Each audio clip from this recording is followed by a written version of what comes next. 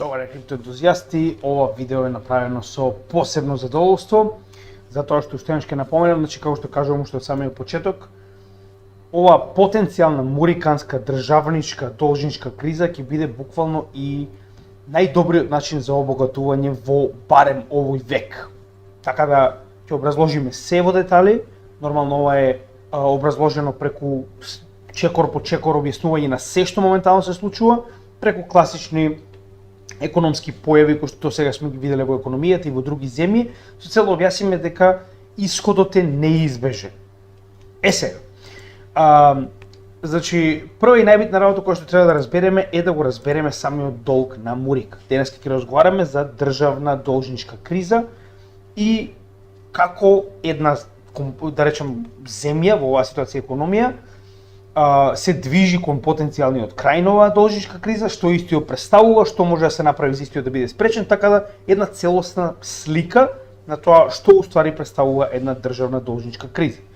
Сега, за да стигнеме до моментот дека сме во криза, нормално треба да докажеме дека одредена економија навистина е во криза, така.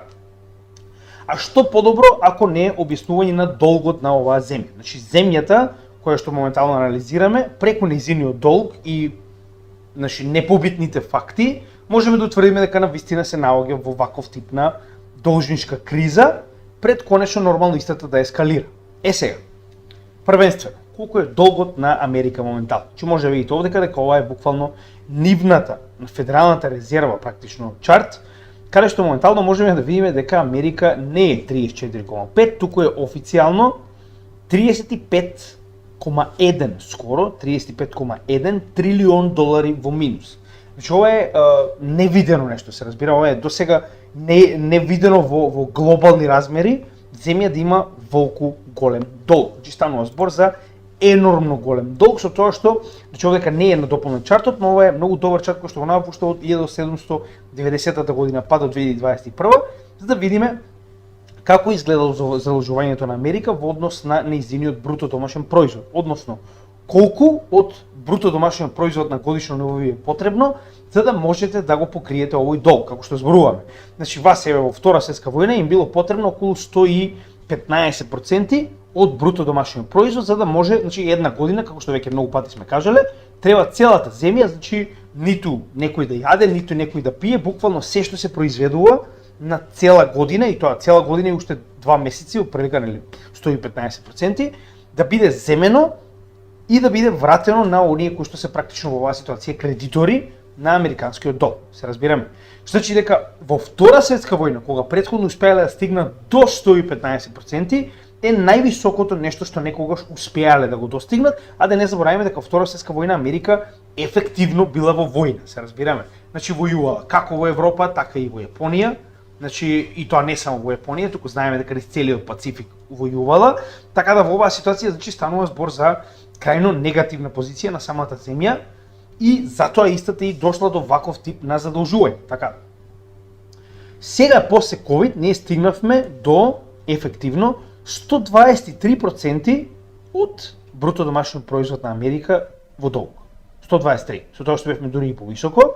Значи бевме 127, сега моментално малку е падна 123 заради тоа што Федералната резерва така речено намали со принтање, односно запре со принтање, значи гледаме дека ние сме успеле да направиме нов врв над претходниот од Втора светска војна. Така. Значи дека Америка моментално е екстремно во долг. Но од каде потекнува овој долг? Значи овој долг потекнува од нивниот буџетски дефицит. Значи овој долг го качуваат многу долго време, така. И се тоа моментално е направено буквално поради буџетскиот дефицит. Сега ќе објасниме што уствари представува буџетскиот дефицит и како сме стигнале до овде. Значи 35,1 трилион е стигнато баш поради ова. Што тоа представува? Значи буџет, знаете, сами представува како и на секој човек, така и на секоја земја, парите кои што ги имате, да речем, на крајот на месецот. Во оваа ситуација тоа се на крајот на годината за една земја. Така. Значи она што се заработиле, приходи ако имате дополнителни, сето тоа практично ви представува ревенју, односно ви представува примање, така. Значи исто и државата си има своји примања, без разлика дали е тоа данок или пак има некои природни богатства, државна индустрија, што и да е, значи тоа се вкупните примања на државата. Во оваа ситуација во 2023 земено како пример, Америка имала примање од 4,44 трилиони долари. а имала дефицит од 1,7 трилиони. Што уствари представува дефицит? Во однос со тоа колку се вашите примања и колку на крајот од овој период, нели оваа година трошите, значи вие практично имате, нели, одредена разлика која што во оваа ситуација е или суфицит или дефицит. Односно, доколку сте потрошиле помалку од 4,44 трилиони, тогаш ќе имате пари кои што ви останале на крајот од овој период, зборуваме оваа година, така. И обратно, доколку сте потрошиле повеќе од тоа што сте го заработиле годинава, ќе имате дефицит, односно вие практично имате 1,7 трилион долари кои што ви фалат во буџетот за да може да ги покриете сите ваши потрошувачки, така, значи без разлика дали се тоа плати за полиција, пожарна, дали се тоа потрошување за да платите ракети во Украина и Израел, како и да е. Значи без разлика зашто е, идејата е дека на крајот од денот вие имате 1,7 трилиони дефицит. Со тоа што, ако погледнеме историски, значи ова во Америка не е ништо ново, гледаме дека дефицитот постојано се зголемува. Погледнете, што е од 2000 година па наваке, 2000 година прв пат после 24 години наназад биле во суфицит од минус 0,13, значи тогаш имале практично 130 милиарди на крајот од годината плюс.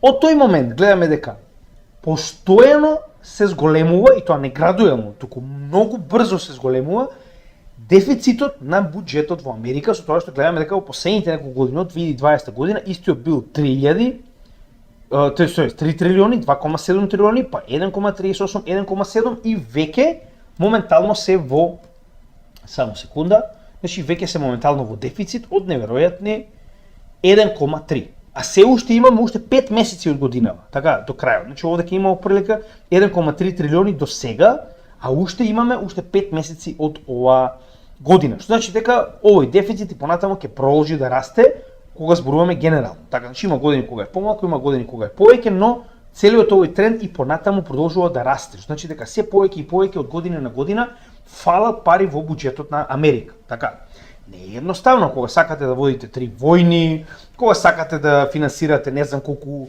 државни удари во светот, во исто време сакате, нели, да манипулирате со целата економија, сакате сегде да бидете први, сето тоа кошта пари. Сега, ево уште еднаш да видите како тоа изгледа, значи ова не е нешто ново, од 2000 години што удиви од 1990 ако видиме, овој тренд на зголемување на дефицитот е се поголем и поголем. Се повеќе пари фалат во буџетот на Америка од нејзините активности, така, то многу добро ни се познати. Сега, во исто време, значи ова ревенју што ние го гледаме овдека, значи што разговаравме дека нели истите имаат одредени примања во државата, така, значи ова е 4,4 трилиони, поголемиот дел од нив доаѓаат нормално од што? Од даноци. Така, значи најголемиот приход на државата секогаш се самите даноци. Со тоа што ние гледаме дека експоненцијално, што од погледнете 50-тите години, даноците се поголеми и се поголеми и се поголеми и се поголеми, а нив се уште им фала пари цело време. Се разбираме? Значи тоа гледате колку се зголемила, и тоа посебно од 2000-та година, погледнете. Значи од 2000-та година, значи ние од 1950 до 2000-та година државата отприлика правила по 2 трилиони долари во даноци. Од 2000 година до 2024 година стигнала до 5. Значи за 50 години стигнала до 2, а од 2000 до 2025 го умножила 2,5. Се разбираме? Значи за дупло помал период, дупло повеќе се зголемиле даноците во Америка. И ни повторно фала пари. Се разбираме? Значи тоа е катастрофално. Со тоа што гледаме дека проекциите моментално за тоа колку должи Америка и колку е нејзиниот долг. Погледнете го, сега ова е многу интересен дел. Значи моментално Америка мора да плаќа на годишно ниво во оваа година 2024 892 милиарди долари, и тоа е до сега. Ова не е ни пресметано во последниот период затоа што ова нели постојано треба да го на некој начин да ги достава последните информации. Значи до овој и дури порано би рекол, значи Америка мора да плаќа на годишно ниво 892 милиарди долари, се разбираме, само за да ја плати каматата на моменталниот долг. Значи само за да плати моменталната камата на достасаниот долг затоа што они постојано се зголемува така долгот. Што значи дека од 5 милиарди, тоест од 5 трилиони кои што они ги прават така речено во оваа ситуација, они мораат 1/5 да платат за да го покрие долг. Се разбираме? Сега, кога ќе го завршиме целиот дој, значи да разбереме дека сето ова е навистина страотно, ова е нешто до сега невидено, станува збор за огромен долг. Значи ова не е играчка воопште. Сега, и погледнете ги проекциите. Значи, проекциите дека се во неколку наредни години, погледнете, значи само за 10 години од сега, каматата би била 1,6 трилиони, со тоа што, не заборавајте, овдека ова е само доколку имаме исто задолжување од 35 трилиони. А долгот гледаме дека и понатаму експоненцијално расте, како да нема утре. Погледнете колку се забрзува. Значи, они успеале да се задолжат од 2000 година, да речеме од кога, значи до 2000 година они биле 5 трилиони, еве 6 да речеме, така, 6 трилиони. Значи од 1960 година па до 2000 година, тоа се 40 години, им биле потребни да стигнат до 6 трилиони. Од 2000 до 2024, значи за дупло помалку период, така, они успеале да го зголемат долгот за 6 пати. 6 пати го зголемиле долгот за дупло помал период, за 24 години. Тоа ви кажува колку ова е неодржливо, така, значи класика. Ако ова е личност и видите дека вака се задолжува, одма и станува јасно дека ова е нели неизводливо и прашање на време е кога се тоа ќе колабира. Ќе разговараме за колабирањето на крајот, да видиме што потенцијално во оваа ситуација една држава може да направи за да проба да го на некој начин спречи ова зголемување на долгот, потенцијално да го намали, значи да видиме што е можно. Ева овдека баш се добро сумирани на оваа слика, вика прво да ги зголеми деноците. Со оглед на фактот дека во првата слика ние видовме како тоа изгледа, значи даноците и постојано се зголемуваат и тоа зборуваме енормно се зголемуваат, како што кажеме овдека погледнете. Значи они гледате колку само од 2010 до сега ги зголемили. Со тоа што они во 2010 имале само 2 трилиони од даноци, а сега имаат 5. А погледнете го претходниот дел од чартот. Така. Сега. Значи моментално во однос со тоа колку пари заработувате стандардно, толку нели плаќате данок на државата. Во Америка од да речем примање од 0 до 11.000 долари на годишно, вие плаќате само 10% данок, со тоа што како се движи нагоре, повеќе од половина милион, вие плаќате негде околу 37% данок. Значи, веќе околу, погледнете, 40% од вашиот приход, вие го давате назад на државата, сега зборувам за најбогатите нормално, но повторно станува збор за енормно голема количина на процент од вашата добивка, така? Со тоа што поголемиот дел од американците ни по точка разно не би сакале нормално да слушнат за такво нешто. И секој политичар што потенцијално би разговарал за даноци, сигурно нема да биде избран. Така, значи тоа е првата работа која што секој политичар ја знае. Спомнали повисоки даноци, автоматски значи дечко заборави, ти нема да бидеш избран на позиција, се разбираме. Значи самата американска нација бара нешто магично што нема да им задева во нивниот приход за да го реши овој проблем. Што значи дека ова автоматски веднаш опаѓа. Значи веднаш, тоа е научна фантастика. Со тоа што Трамп доаѓа и вика ние ќе ги намалиме даноците, а голема веројатност е кој ќе биде следниот претседател. Значи оваа опција ни по точка разно нема шанси да биде прифатена од страна на самите американци. Втората опција вие намалување на потрошувањето. Во оваа ситуација намалување на потрошувањето за нив потенцијално би било дефолт. Зошто? Вие не можете да имате намалување во потрошувањето кога сте вклучени во две активни војни и се обидувате да се вклучите во трета, како што кажав, во исто време планирате државни удари во целиот свет, финансирате на пример обоена револуција во Грузија, во исто време го правите истото во Венецуела, сето тоа кошта пари, се разбираме. Што значи дека во моментов ова луда влада или како сакате, дали се републиканци или демократи, исто. Значи буквално станува збор за исти лудаци кои што се склони само војна и ништо друго, значи да престанат да трошат или да трошат колку што има моментално во буџетот или нешто помалку, како што видовме тоа е возможно, ете се случило верувале или не. Значи овдека на овој чарт можеме да видиме, само да видам тоа беше ако не слажам овде, дека може да има суфицит. Значи Америка е возможно да постои и да не троши повеќе од тоа што заработува, дури да има и суфицит. Значи возможно е. Но тоа е научна фантастика. Тоа никогаш нема да се случи не со овие денешни лудаци кои што го водат, значи ова суштество од земја, како да кажем, империја. Значи ова е научна фантастика, ова нема теоретски шанси. Иако ова пак на крајот значи немаат избор, само што се уште не се стигнале до тој степен каде што немаат избор. Значи моментално да трошат помалку од тоа што им е потребно, односно да немаат дефицит, за нив значи нема шанси, тоа е научна фантастика. Затоа што вие треба да се откажете од светска доминација. Тоа ќе поразговараме малку по. Значи пак ќе кажам, ова на крајот ќе го разговараме, ова според мене е нешто што они ни по точка разно нема ни да го размислат, се разбираме. Значи гледаме дека се зголемуваат трошења, да не се намалуваат. Значи ние како што видовме овдека дефицитот постојано се зголемува, значи дека ниту една од овие владени по точка разно не размислува за намалување на потрошувачката, така, на трошењето на самата држава. Вели да го зголемите економскиот раст, односно нели да зголемите продуктивноста на самата земја, да бидеме реални. Прво да не забораваме дека Америка се наоѓа во оние топ најразвиени дели економии во светот, што значи дека е многу потешко да расте. Значи за разлика од тоа земји кои што не се толку развиени како Индија, да речеме кои што се уште имаат голем простор за надградување на својата индустрија и се што нели во самата земја, има многу поголем обем и односно простор за раст.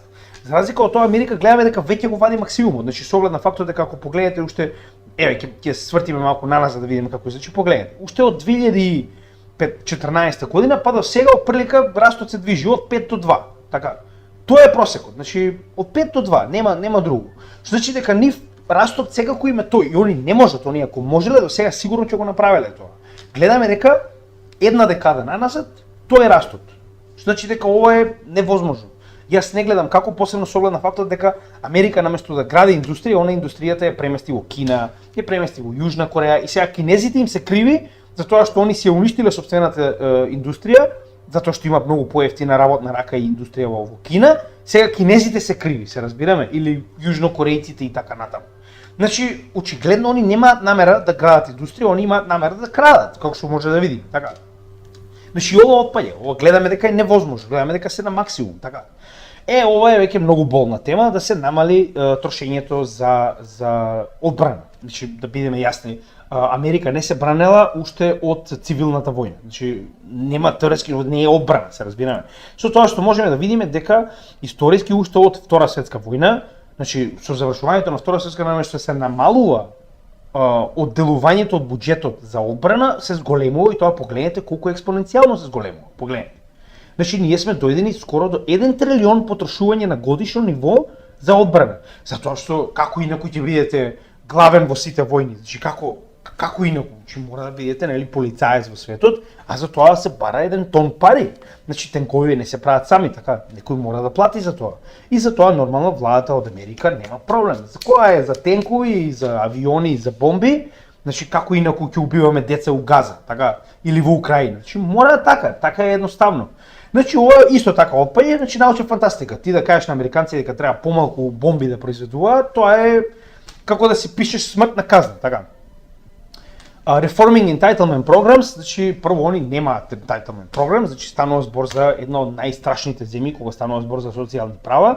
Значи ова е практично да ги реформирате вашите одливи на пари кога станува збор за социјално, здравствено осигурување на сопствените граѓани, они немаат здравствено осигурување. Значи во Америка секој има здравствено осигурување ако си плати приватно. Државата не дава здравствено осигурување, умираат на пат затоа што немаат доволно платат за да дојдат во болница, се разбираме. Така да не го заборавајте тој дел, значи ова исто така нема што да намалат, се е на минимум, така.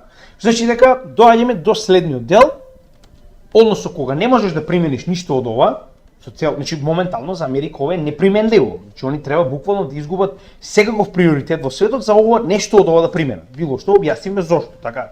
Значи што ви останува следно? Ви останува да си позајмите, така.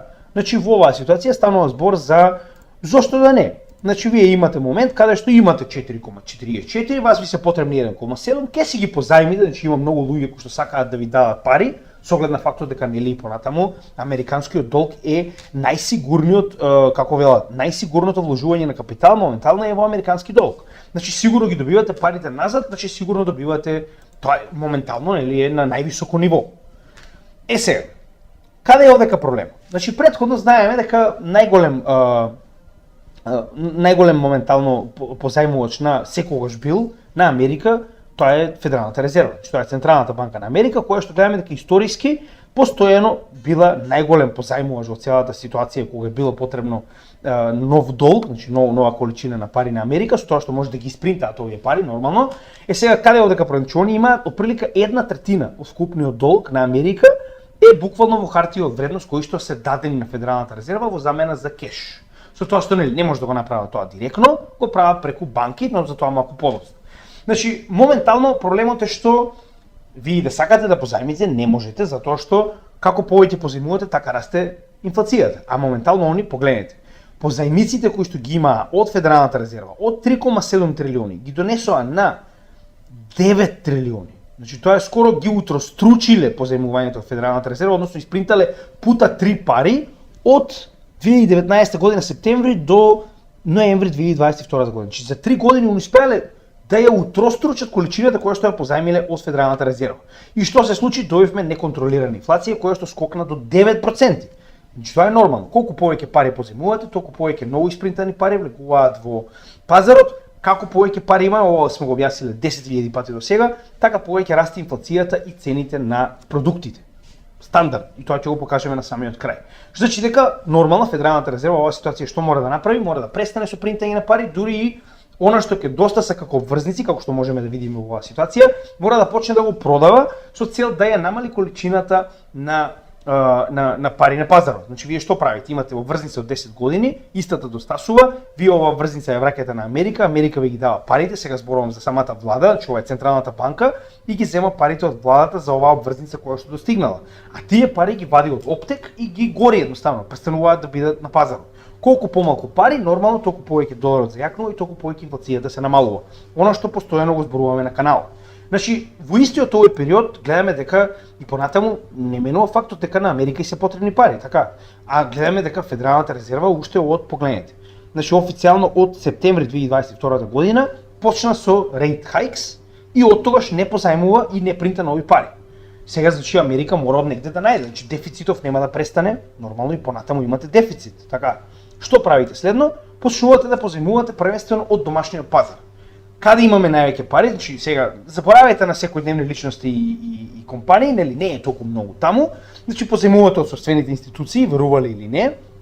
Буквално зборуваме за сопствени, да речем, институции од типот на, не знам, министерства и такви работи и многу битно позајмувате од Reverse Repo Purchase Agreement Facility, што уствари е тоа сме го објаснили исто така многу пати до сега. Тоа е практично посебен тип на установа која што кога е потребен кеш на банките, а они моментално немаат, затоа што банките знаеме дека во денешно време држат многу мала ликвидност во сопствени раце, они буквално дел од овие обврзници кои што моментално ги имаат, да речем за Америка, ги даваат во оваа институција која што држи ликвидност. Значи овде буквално имате огромни корпорации како Fidelity, BlackRock и така натаму, даваат ликвидност на оваа организација, како сакате институција, и кога на банките им се потребни пари, они доаѓаат, оставаат нека обврзница на пример од 20 години, затоа добиваат соодветна сума на пари и да речем завршува овој период кога им се потребни овие пари, се враќаат со парите, ги даваат назад овие пари и им ја враќаат назад обврзницата. Значи тоа е reverse purchase agreement.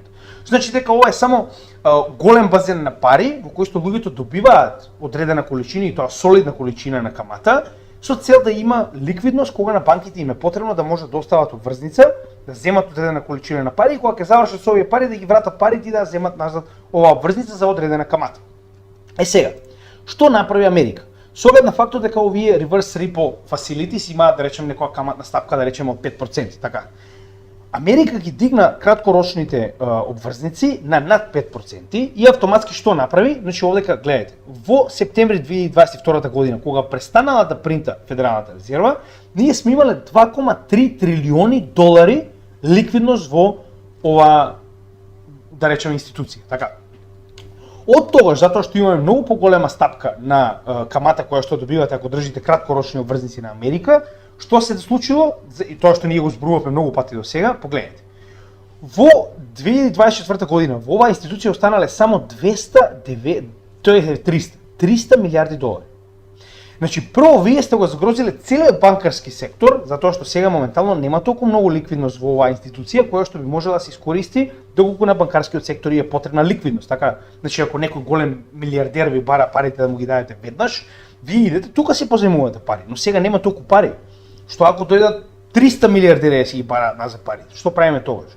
Значи дека Америка моментално ги вшмука сите овие пари, едноставно ги примами со поголеми, зборуваме за владата сега, значи владата ги примамила овие пари од Reverse Repo Purchase Agreement со поголеми каматни стапки од оние кои што се нудат моментално овдека, затоа што ова е класичен money market fund. И сега, во оваа ситуација, значи веќе немате, погледнете, тоа е, дојдено е до крај, значи дојдени сме до 300 милиарди, нема веќе што да се позајмува тука. Што е следно? Следно е, нормално, позајмувате од целиот свет, затоа што само Америка може да го прави ова на степен кој што го прави. Значи и другите земји продаваат државни обврзници, и Германија, и Јапонија и останатите, но нормално никој тоа не може да го прави како што може да го прави самата Мурика. Значи ние до 2022 година сме стигнале до неверојатни скоро 8 трилиони долари, колку што има и во Федералната резерва, кои што Америка ги позајмила од целиот свет. Значи зборуваме влади, корпорации, физички правни лица, станува збор за се и се што, меѓу кои нормално највеќе од држави, така. Значи сме стигнале да должи на држави околу 8 трилиони долари. Сега, зошто е ова неодржливо? Значи нема ли да зборуваме премногу, знаете дека постојат држави како Јапонија, како Кина, кои што поседуваат солидна количина. Значи погледнете, Јапонија поседува негде 1/8 од овој долг, 1 милиарда, така, 1 трилион.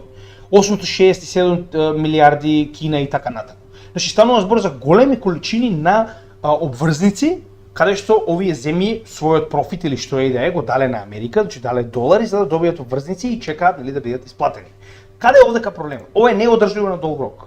Значи крајно неодржливо. Погледнете. Значи овдека имам пример 10 и 30 годишна обврзница на Америка, кој што гледаме дека историски уште од 1918 година, нели ова е практично проблемот помеѓу Саудиска Арабија, ОПЕК и Америка, каде што нели имало голема доларот расте многу, така натаму не навлегуваме, ова е веќе обработено, че тоа е она нафтено ембарго. Погледнете, имаме видео за тоа, каде што погледнете, од тогаш па до сега ние сме имале постојан пад на 10 годишната обврзница до буквално 2020 година. Каде што веќе и долгот излегува надвор од контрола, овдека ова беше забрзано од самиот ковид. Дополнително почнаа неколку војни во кои што Америка е активно вклучена и тоа зборуваме дебело. Што правиме сега? Доаѓаме во ситуација каде што 10 годишната обврзница скокнала од овдека 0,1 до неверојатни 4%. Значи дека се повеќе и повеќе поскапува долгот кој што моментално го зголемува Америка. Се разбираме, затоа и гледаме дека сега веќе се поголема и поголема процентуалноста по која што Америка позајмува од надвор, така, погледнете. Истото се случило и со 30 годишната обврзница, погледнете. Од 2,6 стигнала до неверојатни 6-7% моментално, така. Значи што ова ви покажува? Ви покажува дека ова е причината поради која што ние на почетокот овдека видовме дека сме стигнале до неверојатни 892 милиарди за само интерес, се разбираме, значи само за каматата. Значи вие само за каматата мора да платите на годишно 892 милиарди долари. А колку поголем е процентот по кој што вие позајмувате пари, толку повеќе ќе расте ова. И тоа гледате, експоненцијално расте, така. Што значи дека ова е причината поради која што вие се повеќе и повеќе мора да го зголемите процентот по кој што позајмувате за се уште да биде примамливо луѓето да ви ги даваат своите пари. Иначе нема да го прават тоа, се разбираме. И гледаме дека тоа веќе се повеќе и повеќе расте. А неодржливо е на долг рок, кога овие ќе почнат да растат така високо, значи дека ќе треба еден ден и да им платите, така. Со тоа што е официјално, овдека јас најдов и уште еден податок, значи не само тој кој што е директно контролиран од Америка, значи ова е од 16 април 2024 година. Погледнете колку брзо расте каматата која што треба да ја плати Америка до оваа моментално во 2023 година од 1 трилион и 26 милиарди.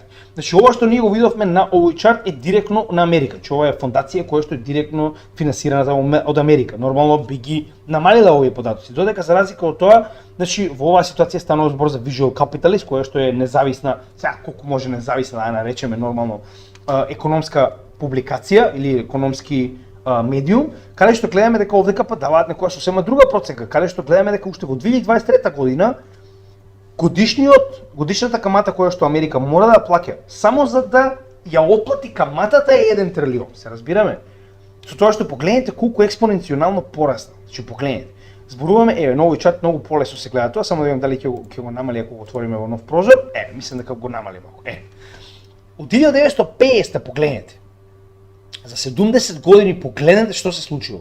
Зборуваме експоненцијално како да нема утре, се разбираме. Значи ова е нешто што е неодржливо, се разбираме. Значи на овој начин вие и посебно сега кога се повеќе и повеќе ги зголемуваат стапките по кои што позајмуваат, затоа што едноставно во оваа ситуација се дека Федералната резерва не почне да принта пари повторно, тоа е наскоро, тоа е следниот дел кој што ќе разговараме, они немаат друг избор освен да постојано ги зголемуваат каматните стапки затоа што едноставно луѓето ќе бидат незаинтересирани, нема да сакаат да ви поземат. Од друга страна не заборавајте дека сите го гледаат ова.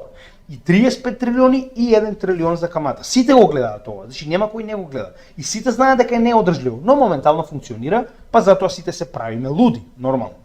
Сега, што ви е следно? Значи, успеавме да ги откачиме сите овие, нема теоретски шанси, тоа не им паѓа на памет. Кога станува збор за позајмување, гледаме дека е неодржливо, значи и на краткорочно и долгорочно, че ова е крајно неодржливо. Така, дома веќе нема од каде да позајмувате, тоа е. Значи толку пари се, нема што друго да позајмите, сте ги земале, еве гледате, сите, значи најголемиот money market фонд сте го испразниле, така, затоа што ви е потребно, затоа што имате дефицит. Гледаме дека моментално се повеќе и повеќе растат каматите, што ви останува сега? Немате веќе избор, значи ви останува да почнете да принтате пари. Значи тоа е буквално кога сите работи ќе престанат да работат, уклучи принтерот и пич, така, стандардна работа, тоа веќе сме го виделе, значи наместо да трошиме помалку или пак да трошиме исто колку што ние буџетот, значи колку што сме направиле пари, ние викаме ќе си испринтаме пари, ние можеме, така. И да не забораваме дека Америка е она која што највеќе може да испринта пари, да не го забораваме тој дел. Значи еве, уште еднаш ова постојано ви го кажувам за да разберете дека ова што ни го прават, ова е силување на легален начин, се разбираме. Значи буквално само Америка може да принта вака, никој друг не може и тоа ќе ви го покажам преку примери. Америка може да принта буквално вака. To the person who is about to grab their car keys and go to the ATM and take out $3,000, you say what? You don't need to. Your ATM is safe, your banks are safe, there's enough cash in the financial system, and there's an infinite amount of cash at the Federal Reserve. We will do whatever we need to do to make sure that there's enough cash in the banking system. Има пари, ќе испринтаме, така. Вака определено се, дури секоја чест направиле, дури гледај. И страниче направиле br.money секоја чест.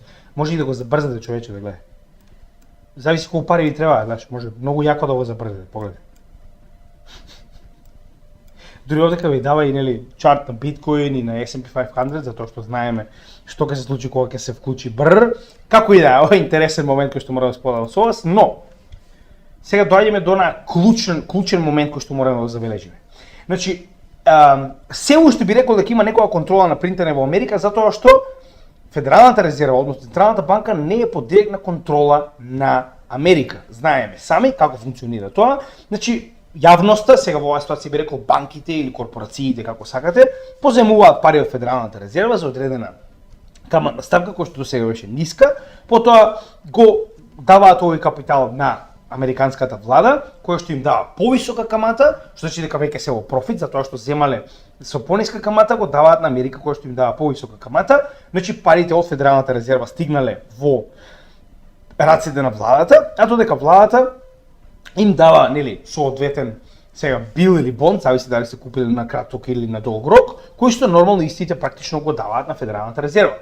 Како гаранција, нели, и така натаму, значи имаме магичен круг во кој што преку јавноста Федералната резерва ги позајмува овие средства на владата на Америка. Затоа што ако тоа не е така, како во случајот на Либан, еве што се случува. Погледнете, значи ова е само да ви покажам како изгледа една хиперинфлација. Значи сме стигнале каде што овдека веќе престанале да користи. Значи ова е официјално крај каде што веќе не се користи значи либанскиот што иде, еве фунта се викала, не ни знае. Така. Значи имаме хиперинфлација. Кога нормална земја ќе го направи ова, еве што се случува. Значи еве го доларот наспроти аргентинскиот песос, значи буквално што се случува кога ќе дадете целоса контрола на Централната банка на владата. Значи еве што се случува, потребна е една луда влада и тоа е тоа. Стануваме во хиперинфлација, која што е една од најтешките работи кои што може да ви се случат. Тоа значи дека ефективно вашата валута не вреди ништо. Еве исто така можеме да видиме и овдека, турската лира наспроти доларот иста ситуација. Значи кога ќе дадете на Ердоган и останатите ретарди да бидат одговорни со Централната банка, може да се испринтаат колку сакаат пари, тоа ќе го направат. Значи прашање на време. Било која земја, порано или подоцна ќе го направи токму тоа. Ќе испринта пари надвор од контрола и вуала. Имаме ситуација во која што вашите пари не се вредни, ама буквално ништо. Значи дека целиот ваш економски систем е комплетно блокиран. Ние не може да функционирате. Како ќе функционира земја? Еве, замислете си вие земја, како би функционирала земја без парично средство? За сега не може да функционира, така. Значи еве што се случува кога наместо ова, каде што се уште има некој степен на контрола, затоа што на крајот од денот, нели, според она што се кажува, Федералната резерва не е под директна контрола на владата, все уште не е, но нели тоа останува да видиме. Ако понатаму зажешти работа, може и да стане. Сега, уште еднаш многу битна работа која што мораме да забележиме. Значи, постои одреден степен, па макар и да е тоа американската економија, која што е најголема, со резервна валута во светот, значи било која економија, постои степен до кој што може да испринтате пари пред инфлацијата да испадне надвор од контрола. И гледаме дека секогаш кога, значи ова претходно го покажеме, ќе го покажеме уште зашто е многу добар чарт. Секогаш кога одредена земја во оваа ситуација Америка принтала пари, автоматски со тоа се кревала инфлацијата. Значи уште еднаш, станува збор за момент во кој што имате иста количина на добра на пазарот, а вие вбризгувате уште повеќе пари. Што значи дека сега, кога луѓето почнуваат да купуваат, нормално е дека и продавачите ќе почнат да ги зголемуваат цените затоа што има повеќе пари во економијата, така?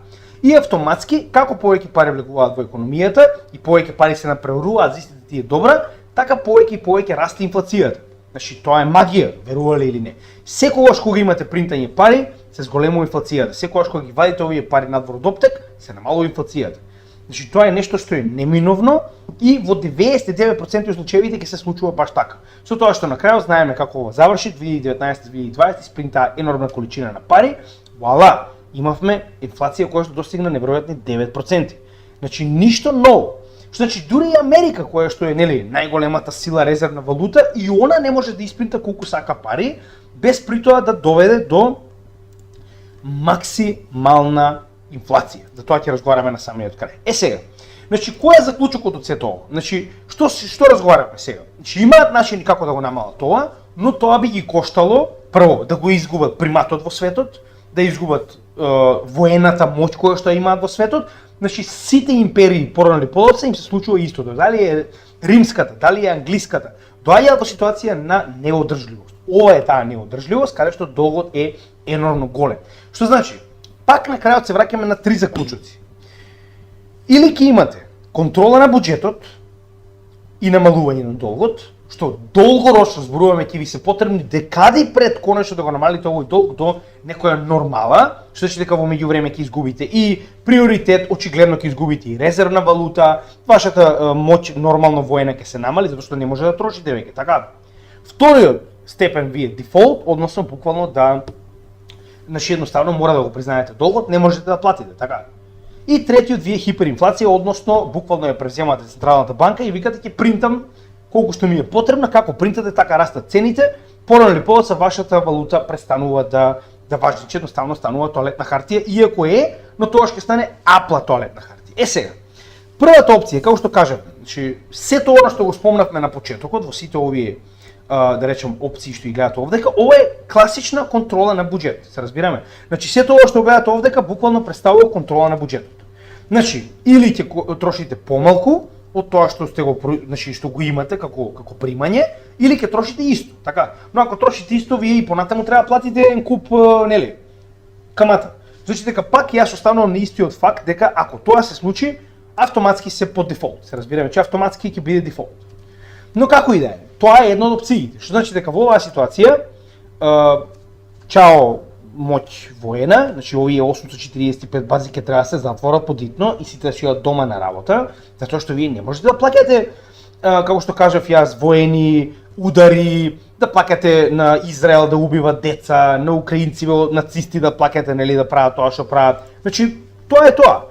И сега што ќе се случи во оваа ситуација, значи зборуваме првата опција, исто како во Втора светска војна, ќе имаме крајно големо, ова би било брутално за Америка, се разбираме. Значи ќе треба да направиме многу високи rate hikes, како што тоа се случува во Втора светска војна, кои што нели ќе исконтролираат инфлацијата максимално и во оваа ситуација сега ќе имате целосна контрола, каде што зборуваме декади, погледнете, они од 1945 до 1975 конечно успеале да го намалат долгот од 115% на 25%. Но станува збор за период во кој што ќе имате екстремно добри економисти, во кој што вашата економија ќе биде екстремно, да речем, буквално ќе биде во кутија, се разбираме, значи ќе мора да се работи максимално, а да се троши минимално. Што значи дека ќе имате ситуација во која што ќе ве мрази целото население на сопствената земја. Значи станува збор за рестриктивен период кој што ретко кој успеал да го направи. Еве и Просперино, они навистина успеале, така. Значи во оваа ситуација имаме рестриктивна политика на Федералната резерва која што постојано ги имала овие високи каматни стапки со цел нели да направи едноставно економијата да се намали до степен во кој што е одржлива, а во исто време производот кој што е ексес, односно нели кога имаме практично суфицит, го користиме за оплаќање на долгот. И не смееме да користиме ништо повеќе од тоа што ни е потребно. Но зборуваме за декади. Нешто што Америка не е способна да го направи. Затоа што уште еднаш ќе напоменам. Моментот кога ово ќе го направите, ќе почнете вака рестриктивно се однесувате, уште еднаш ќе напоменам. Чао воени бази. Чао било каков тип на влијание кој што го имаат во светот. Затоа што сето тоа кошта пари, се разбираме. Тоа се пари кои што они реално веќе ги немаат. Само прашање на време, така. Значи јас уште еднаш ќе напоменам. Јас верувам дека научна фантастика, значи вакво нешто Америка да направи моментално, тоа е научна фантастика. Посебно со оглед на фактот на џукелите кои што ги водат. Значи сите знаеме, сме гледале многу пати до сега, а да не забораваме па какви генијалци од економисти има. Со тоа што главниот економски, значи советникот на Бајден за економија е запрашан за тоа нели зошто Америка позајмува сопствени пари назад од светот, значи буквално принтаа позајмува пари, така. Because we can print our own money. The U.S. government can't go bankrupt because we can print our own money. It obviously begs the question, why exactly are we borrowing in a currency that we print ourselves? I'm waiting for someone to stand up and say, why do we borrow our own currency in the first place? Like you said, they print the dollar, so why does the government even borrow? Well, Значи, не заборавајте, јас за тоа го покажувам уште еднаш за да видите дека ова се луѓето кои што го водат економскиот сектор на најголемата економија во светот. Дали типов се прави глуп или не знам, вие заклучите сам. Значи, уште еднаш вика на самиот почеток, вика не може вика Америка да отиде вика у банкрот, вика затоа што принта сопствени пари. Не заебај. Типка му вика, ама чекај вика, зошто вика ако принта сопствени пари, вика тогаш позајмува.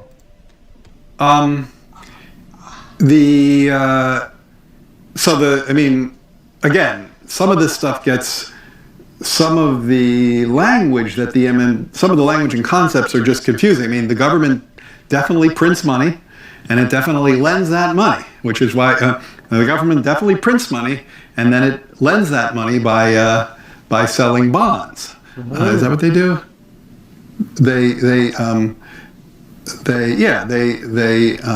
They sell bonds. Yeah, they sell bonds, right? Since they sell bonds and people buy the bonds and lend them the money. Yeah. So a lot of times, at least to my ear with MMT,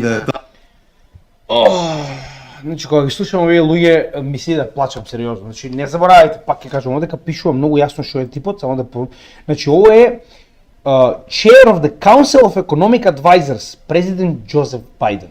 Значи, нели, ово е таа екипа на геријатрија, каде што ово е одговорен на советот на економисти кои што го, нели, кои што го советуваат Бајден, нели, Бајден имаше Бајденомикс, се сеќавате.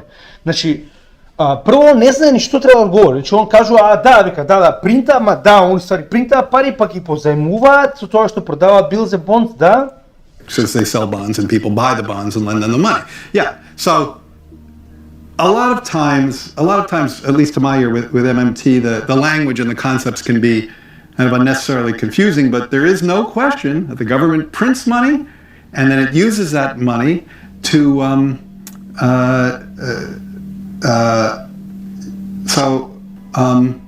yeah, I guess I can't really talk. I don't get it. I don't know what they're talking about. Like, cause it's like the government clearly prints money. It does it all the time, and it clearly borrows. Otherwise, we wouldn't be having this debt and deficit conversation. So, I don't think there's anything confusing there. Нема ништо брат, воопште нема ништо вика збунувачки. Он не знае ни што зборува, че не можам ни да ви преведам поради тоа што го зборува е буквално неповрзано. Едно со друго нема врска, се разбираме. Значи не заборавајте, ова е еден од нели одговорниот на советот на и сега да не забораваме нели најбитната, ова треба да биде следната претседателка на Мурика, која што каже дека Бајденомикс, неговата економија успеала да ја врати економијата на економскиот план на Бајден успеала да врати економијата назад. И овде кога се прашуваат што ќе правиме со инфлацијата, викам многу е висока, нели што ќе правиме? Што да им кажеме на луѓето, че ти ќе бидеш претседател, што да правиме? Start with this. Prices have gone up, and families and individuals are dealing with the Watch her keep checking her realities notes, of, but there's nothing there, buddy. that bread costs more, that gas costs more. So it is something that we take very seriously. Very seriously. She said And we twice. know from the history of this issue in the United States that when you see these prices go up, it has a direct impact on the quality of life for all people in our country. So it's a big issue, and we take it seriously. Holy sh! Ја мислам дека по-добро објаснување да знаеме дека се високи цените и не се секирате го земаме ова во нели сериозно го гледаме ова, значи ова се економистите кои што водат најголемата економија во светот. Дали мислите дека овие луѓе се способни да го изведат ова?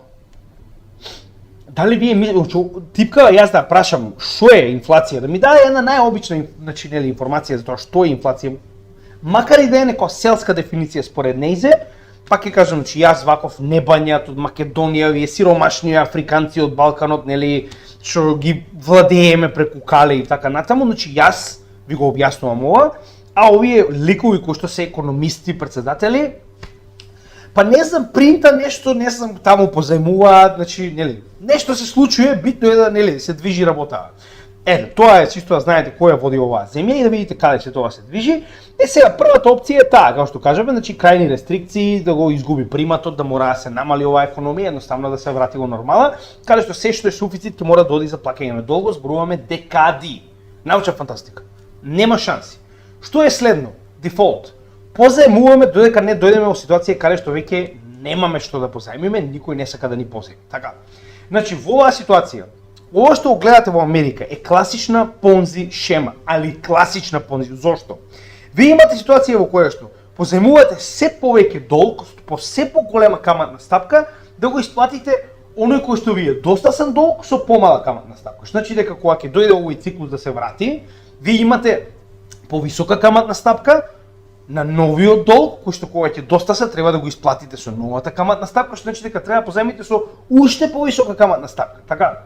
Значи, магичен круг во кој што вие постојано го зголемувате долгот и интересот расте, како што веќе покажавме. Значи, буквално имате ситуација во која што морате да дојдете во момент каде што веќе ова е неодржливо.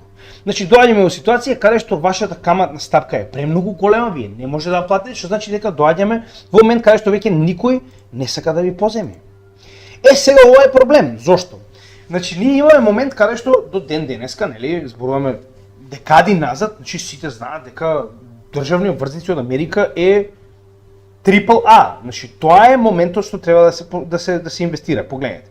Значи, во топ 7 е на Google. Значи, не мора ни да на Google. Значи, било кој човек да провери во што да инвестира, значи он ќе види дека треба да инвестира во US Treasuries, така. Тоа е најсигурното добро во светот до ден денеска, затоа што Америка секогаш плаќа, така. Но до кога? Доаѓаме во ситуација во која што гледаме дека кај нив долгот расте експоненцијално. Па дечко, не можеш цел живот да позајмуваш, че оваа понзи шема мора да заврши. Што правиме тогаш? Доаѓаме во ситуација во која што пред да дојдеме до хиперинфлација, значи доаѓаме во ситуација во која што хиперинфлација секако ќе има. Зошто? Првата опција на дефолт доаѓаме во момент каде што веќе не можете да позајмувате. Значи едноставно луѓе ви викаат не можам да ти дам, значи ти не можеш да платиш, така. И сега вие престанувате да плаќате, така. Значи вие прво нормално ќе си запрете дома, нема да плаќате плати на полиција, на пожарна, нема да платите за се што ви е потребно или дома, социјална помош, здравствена помош, болници ќе почнат да престанат да работат, така. Значи тоа е класичен дефолт. Имате ситуација во која што вие веќе немате пари. Сега наједнаш доаѓаат кредиторите и ви викаат, ама чекај, мене ми доста со обврзница, кај се моје пари? Ти викаш немаме пари, така. Значи немаме пари, веќе неќе никој да ни поземи, премногу висока каматна ставка, луѓе се исплашени. Автоматски ти доаѓаш во ситуација во која што тебе кредиторите ти вика, па чиме така, тогаш значи ќе го намалиме овој кредит рейтинг од ААА на CCC. Се разбираме, тоа значи ќе добиете ситуација во која што веќе никој не верува во вашиот долг. Ама никој. Значи веќе никој не сака да позајмува. Знаете што е уште поголем проблем? Сите ќе се обидат да го продадат вашиот долг. Значи дека овие само да го покажеме тој дел. Каде беа?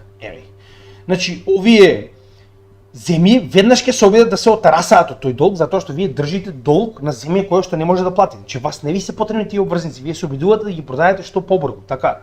Вие имате ситуација во која што ќе имате огромен наплив на оваа зелена тоалетна хартија, која што веќе никој не ќе да користи, затоа што земјата која што е издала оваа зелена тоалетна хартија веќе нема пари да плати. Значи веќе не може да поземи, нема пари да плати, автоматски доаѓаме во ситуација во која што сите тие пари ќе се вратат назад од каде што биле испринтани и ќе може деца вака да си градат кули од нели цели вакви бали со пари, затоа што ова е Вајмарската република, или земјата испринтала премногу пари, што е она што ќе го разговараме следно, или пак едноставно затоа што оваа ситуација ова е само на Америка, ниту една друга земја нема волку. Значи не заборавајте дека Америка има повеќе долари надвор од Америка, отколку во Америка. И тоа, ако не сажам, 2/3 повеќе од книжните долари се наоѓаат надвор од Америка, отколку внатре, затоа што е резервна валута. Кога ќе дое ситуација да вие направите дефолт на вашиот долг, веќе никој не ја сака вашата резервна валута. Значи дека ќе се врати назад и таа ќе стане ама буквално безкорисна. Еве, буквално како тоа изгледа, значи станува збор за крајно безкорисна хартија. Или пак во Зимбабве, каде што ќе дојдете да принтате банкноти од 100 трилионски долари, така. И така натаму, значи овде ќе имате многу примери. Но поентата што е? Значи тоа е првиот исход. Буквално дефолт на долг на најголемата економија која што има резервна валута во светот е нешто без преседан. Посебно во новата економија ние такво нешто не сме виделе и не можеме да знаеме како се тоа ќе изгледа, но ќе биде, ви кажувам, без преседан, тоа ќе биде катастрофа. Затоа што не заборавајте дека цели пазари се базирани на доларот, се разбираме. А гледаме дека ова многу брзо излегува надвор од контрола. Уште ќе напоменам. Не заборавајте дека нивниот стапка на интерес, значи на камата е експоненцијално расте. Значи експоненцијално, тоа го видовме и во овој чарт, каде што можеме да видиме дека ова е крајно неодржливо. Така, че прашање на време кога оваа понзи шема ќе мора да запре. И третата опција која што им останува овдека е хиперинфлација, односно да државата сама по себе Америка ја превземе Федералната резерва, односно Централната банка на Америка и да добиеме иста ситуација. Каде што они веќе немаат избор освен да принтаат постојано пари за да може да враќаат, но повторно се враќаме на оној магичен круг. Така, колку повеќе пари во оптек, толку повеќе растат цените. Значи тогаш дека инфлацијата ќе излезе надвор од контрола, затоа што на Америка е битно да ги плати доста салните обврзници. Не е битно дали цените ќе излезат од контрола. Тоа е нешто што после ќе му мислиме. Така, значи така настанува хиперинфлација, која што веќе модерно ја гледаме во земји како Аргентина, Венецуела, Турција, така. И ќе дојдеме во ситуација каде што ќе мора вака да ги принтаат парите затоа што нема логика. Значи овие пари веќе нема никаква вредност. Вие постојано принтате пари за да платите долг, ама сте направиле целосно девалвирање на оваа пара. Се разбираме? Е сега, за да разбереме, значи ова е клучниот дел кој што мораме да го разбереме на крајот од ова видео. Порано или подоцна Америка доаѓа до истиот заклучок. Јас уште еднаш ќе напоменам првата опција за Америка е комплетно неприфатлива. Значи нема теоретски шанси Америка да каже јас во наредните 20-30 години ќе стагнирам за да можам да го платам долгов, значи ќе се откажам од мојот примат во светот, од војската, од се, научна фантастика. Значи научна фантастика да бидеме реални, станува збор за најголемите крвожедни копилиња во светот. Што останува е буквално тоа. Или да позајмуваат до степен каде што веќе не може да позајмуваат, да мораат да додат на дефолт и да добијат инфлација од сите овие пари кои што ќе се вратат назад кај кокошката што ги снела, или пак да испринтаат пари кои што ќе ги вратат пак на истиот заклучок. Јас верувам дека хиперинфлација во Америка е нешто што е неминовно. Потенцијално можеби ќе го намалат или ќе го забават доколку направат CBDC, со кој што ќе може директно да прават контрола, значи наместо да треба да ги принтаат овие пари, буквално со едно копче да ја коригираат количината на долари на пазарот, што би било начин на кој што ова може да се забави, но не и запре. Затоа што долгот и понатаму продолжува, дечко. Значи овој магичен круг во кој што ти можеш да позајмуваш повеќе со поголема каматна стапка е неминовен ако продолжиш да се движиш по овој тек на дефицит на твојот буџет постојано кој што се зголемува од година во година. Значи на еден или на друг начин доаѓаме до истиот заклучок. Е сега, што е овдека заклучокот? Значи она што мораме да го забележиме, што јас постојано го повторувам. Моментот кога ќе дојде до целосно девалвирање на оваа зелена тоалетна хартија која што ја гледате позади мене, да нема никаква вредност, тогаш целата вредност која што вие имате ќе биде во нешто што е надвор од оваа тоалетна хартија. Еве ви прост пример. Што се случува кога имаме хиперинфлација во една земја наспроти цената на биткоин? Погледнете. Значи, моментално, цената, само за да ви покажем компарација да видите како тоа изгледа. Значи, ако запишеме USD vs Bitcoin. Значи, на најобичен чарт, немам потреба да отварам сега нешто посебно, чисто да видите како изгледа кога имаме хиперинфлација. Значи, моменталната цена на, само момент. Значи, долар во биткоин, така, погледнете. Ние моментално се наоѓаме на претходен all time high. Така, значи цената е оприлика негде колку што беше во 2021 година ноември, така. Ако го погледнеме тоа моментално во турска лира, во 2021 истата била 684.000 лири, а сега биткоин е 2.024.000 лири.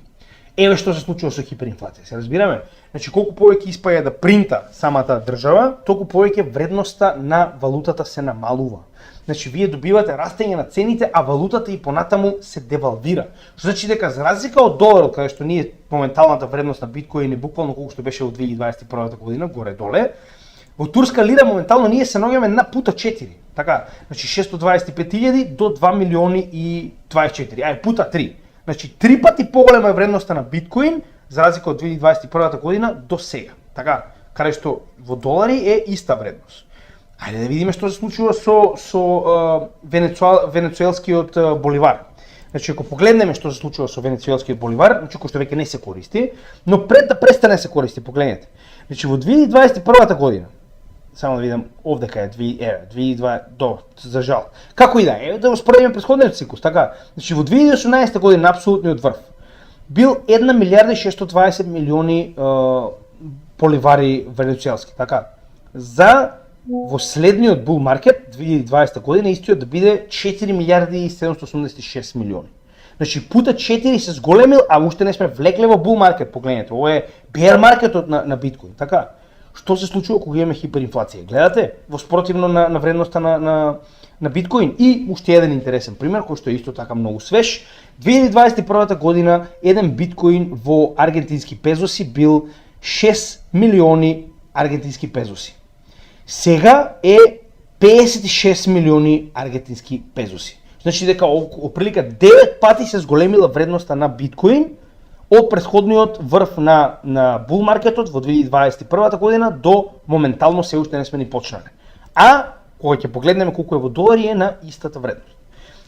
Тоа истото го очекуваме и кога потенцијално ќе дојде хиперинфлација во Америка, уште еднаш. Порано или подоцна ова мора да се случи затоа што е неминовно. Сето ова што моментално го зборував во последниве 57 минути покажува дека сето тоа се движи кон тој правец. Така да, во тој момент, дали ќе поседувате биткоин, злато, нафта, недвижности, кога ќе колабира, и тоа не заборавајте, ова е колабирање на една најобична валута на земја која што нас воопште не ни е битна. Никој не користи боливари, извинувам, пезоси аргентински надвор од Аргентина. Исто и турски лири.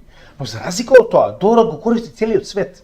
Вие ќе имате енормна економска криза во која што луѓето ќе се тепаат за да поседуваат злато, биткоин, нафта, се што е, само да не е тоалетна хартија во боја. Се разбираме? Значи, колабирањето на монетарниот систем е неминовно. Дали ќе биде во CBDC форма или во тоалетна хартија форма, не менува ништо. Само оно што е битно е како тоа ќе заврши за нас. Значи, уште еднаш, кога ви кажувам постојано дека планирам богатството мое и се надевам на многу македонци да го направам врз грбот на колапсот на оваа, како да кажам, лепрозна економија која што е водена од истата таа мурика, е баш ово. Значи, ова е најдобро објаснување на тоа што ви го кажував до сега. И за крај, нормално, како и секогаш би сакал само на кратко да споделам неколку информации со вас, очекувајте во текот на денешниот или утрешниот ден да има гласање за специјалните неделни видеа. Ќе гледам уште денеска да го објавам тоа, ако не е веќе објавено на нашиот канал, проверете, со цел да ни кажете што би сакале да гледате како специјално неделно видео во недела, нормално.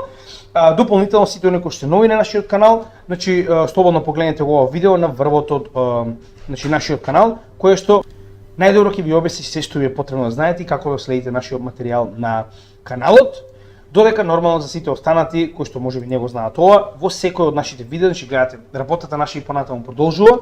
Се што барам од вас за оваа бесплатна работа за нашата едукација на македонците во светот е да ни помогнете да го прошириме ова на што повеќе македонци. Значи се што барам од вас е да ни помогнете оваа материја да ја прошириме на што повеќе македонци со, ако ви се допаѓа нашата материја, ваш нова ваша препорака и нормално со најосновно кликање на like, share, subscribe, каде што буквално овие за вас мали, но за нас многу големи потези помагаат оваа материја и понатаму да биде проширувана што повеќе македонци.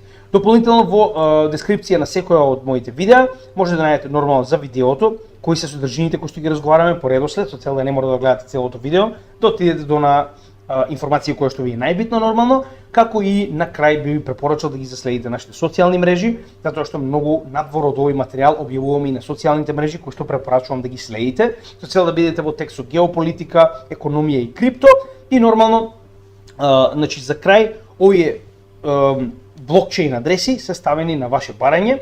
Доколку ви се допаѓа нашата работа и сакате да не честите едно кафе, тоа може да го направите на блокчейн адресите или пак на Купи ми кафе апликацијата, каде што сето ова што досега е собрано во 2 наврати беше дадено на македонска кауза, значи на една црковна организација во Велес, која што нормално ги доби овие пари како донација во прехранбени продукти. Ние тоа го направивме транспарентност да видите каде одат овие пари нормално. И уште еднаш ќе напоменам, значи се што правиме на овој канал е за да се вратим назад на македонскиот народ. Нас основната работа ни е едукација на македонците во крипто, економија и геополитика со цел да знаат како да бидат искусни и успешни инвеститори. Така да ви благодарам, се гледаме во следното видео и поздрав од Крипто Гемичи.